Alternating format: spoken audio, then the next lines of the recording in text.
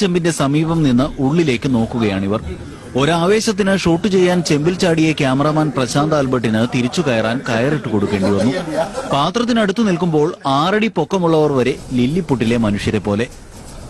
ചെമ്പിന്റെ വലുപ്പം ഇങ്ങനെ: 7 അടി ഉയരം, 10.25 അടി വ്യാസം, 1 ടൺ ഭാരം.